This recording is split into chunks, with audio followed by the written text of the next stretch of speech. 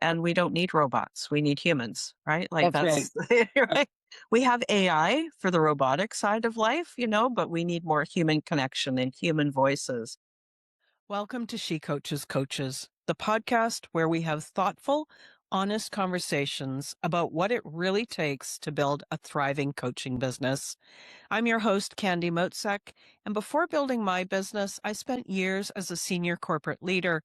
Now, today, I work with coaches who are smart, well trained, and deeply capable, and who want clarity about how to grow in a way that feels aligned and financially sustainable. On this show, I sit down with successful coaches to explore the real decisions behind their success, how they got started, what shifted as they grew, and the mindset and business choices that helped them gain momentum without burning out. Whether you're early in your coaching journey or refining a business you've already built, She Coaches Coaches is here to offer perspective, confidence, and grounded insight to support your next chapter. To learn more about how I work with people, go to my website, stepintosuccessnow.com. And now let's dive in. Hello, everyone, and welcome to this episode of She Coaches Coaches. I'm Candy Motzek, your host, and I have a special guest here with me today. Her name is Teresa Thomas, and she is a Canadian author, speaker, environmental health educator, and spiritual connection mentor. Drawing on her own recovery from environmental illness, Teresa empowers women to create healthier homes, reconnect with their innate gifts, and navigate life transitions with greater harmony, resilience, purpose, and joy. Her upcoming book, From Toxic to Green, the new parenting guide for maximum family health, shares how to build and protect your immune system for maximum health. Teresa, welcome to the show. I'm so glad you're here. Thanks so much, Candy. It's great to be here. So let's start with this. What are you most excited about in your work right now? Well, I'm most excited about working with a group of 10 women and going through a whole process looking at what they want to let go of. Most of them will have had some major thing happen in their life, whether it was health, divorce, not getting the promotion that they wanted and wondering what they're doing in their career. And then shifting life and also shifting their environmental neighborhood or community home so that they're also being more supported by less toxic products in their lives and then blast off to the new paradigm. It sounds like a real blend of a program. You've got the toxic chemicals elimination or at least mitigation, and then something else. So this kind of a blend is unusual. How did you start thinking about this? Well, actually, I had a coach who said, people aren't going to just go for a big course about how to get your home environment environmentally safe.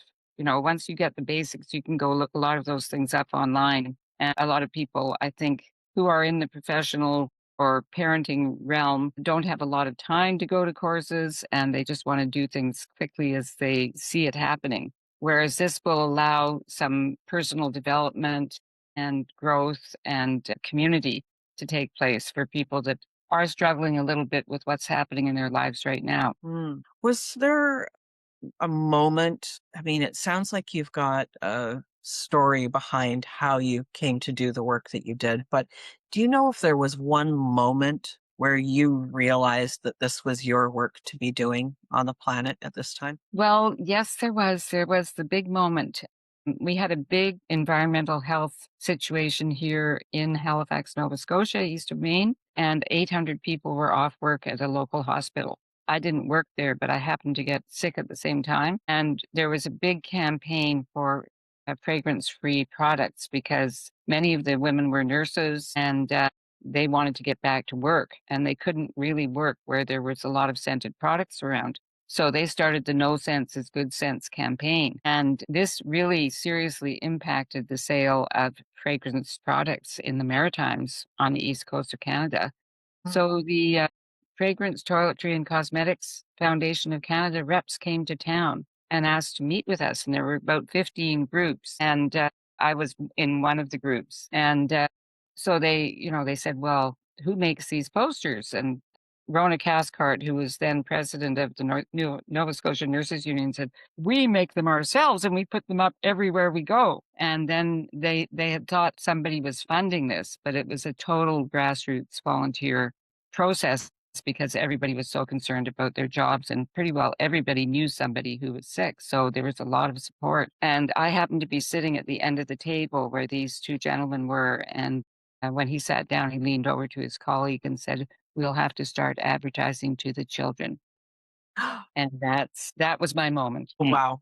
So I'm a fellow Canadian. I live just Oh, outside of Vancouver. So we're different coasts, a long yeah. ways away. But the fun thing about being a Canadian is that I know where Halifax is. I've got friends there, you know?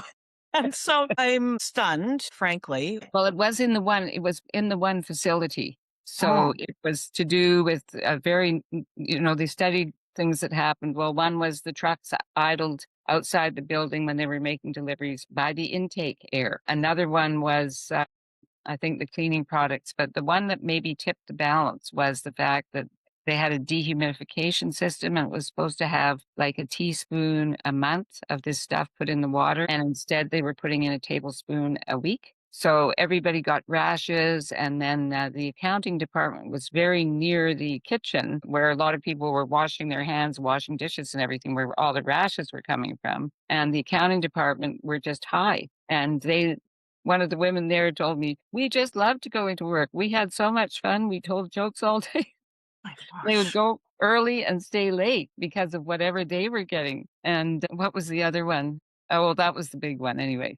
So, Yeah. so a lot of people got sick, and of course, it was a lot of women because, as we still have, there's a majority of male doctors, but they would just come in for the operation and leave.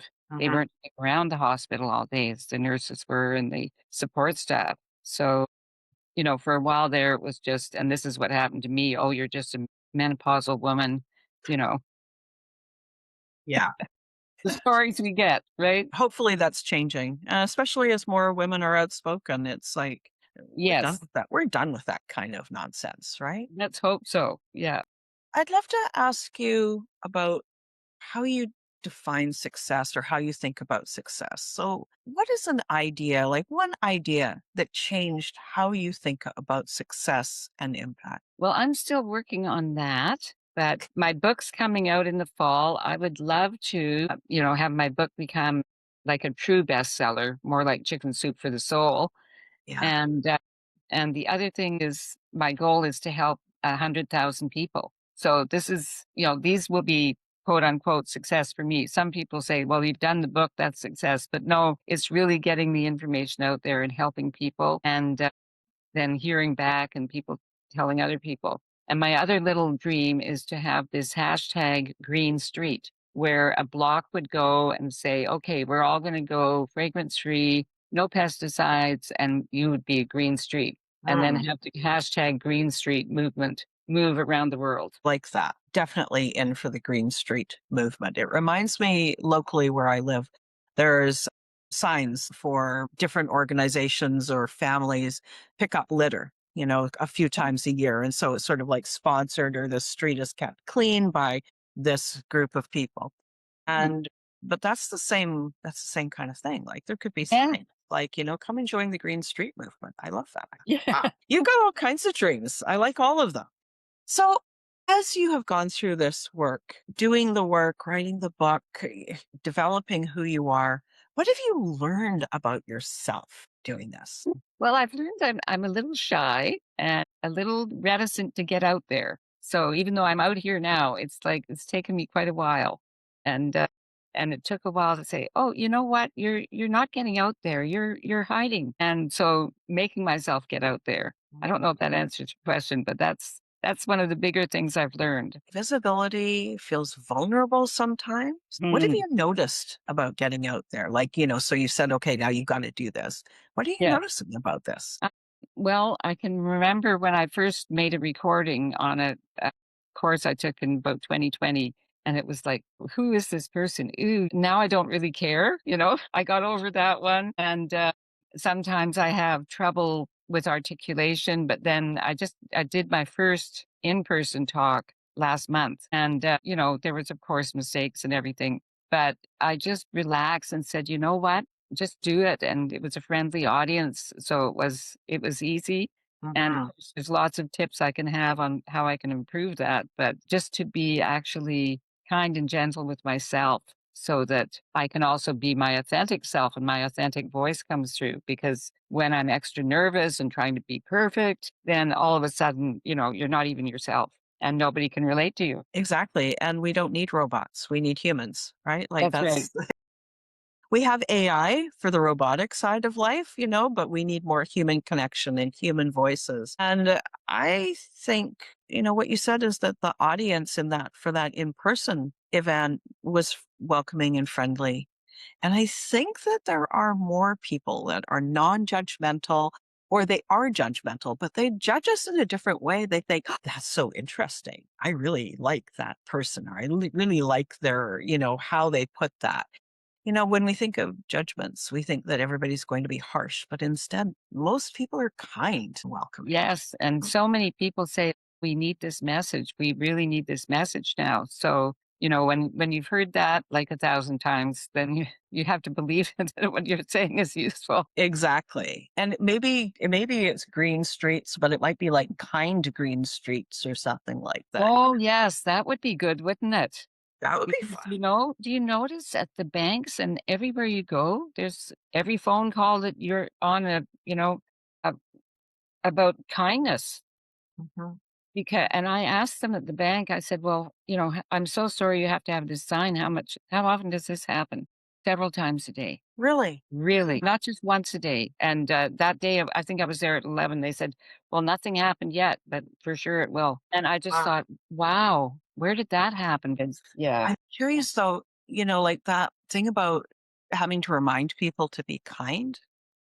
It Mhm. seems weird to me to have to do that, but it maybe is also an indication of the amount of stress and hardship that people are experiencing. Yeah. Every time I Mhm. have do an interview or have a real in-depth conversation with somebody and they share stuff about their life and I'm like, "Oh my gosh, Mm. you've overcome some stuff." Like, it makes me feel more respectful to them, but it really shows you that, like, when you talk, you don't know what that person's life is like. You don't know what they've been dealing with. Yeah. And sometimes it might come out as being rude or, abrasive or whatever. And then And other that could be the 10th time that day that they had to deal with something that wasn't easy. exactly. Yeah. Exactly. We just Mhm. don't know. So Mhm. tell me, just before we wrap up, what idea do you hope that listeners would take away from our conversation? Like, what's one thing that you'd love them to take away? Just how important it is to be your authentic self and to be relatable to others. Mhm. Yeah. Thank you, Teresa. Do you You're have a welcome. free gift to offer to the audience? Oh, I'd love to. Sure. I've got the Kids Sleep Smart system, and I'm that sure that basically goes on how to create your bedroom so it's a wonderful place for rest and rejuvenation of the body. I love that. Okay. Mhm. I'll make sure to put the link in the episode notes so people can get it. And whatever the title happens to be at the time, they'll get the most fresh title. And what about you? How can they find out more about you and come into your world? Well, I have a Facebook group called Going Green Together, and I'm on Facebook and I'm on LinkedIn with the dash from toxic to green. Everyone, thank you so much for joining us in today's episode. Teresa, I really enjoyed our conversation. Everyone, have a great day. Thanks so much, Candy. Thank you. Thanks so much for listening to this episode of She Coaches Coaches. If this conversation resonated, take a moment to reflect on what stood out and how it connects to where you are right now. Coaching businesses grow through clarity and thoughtful choices, not pressure or hustle.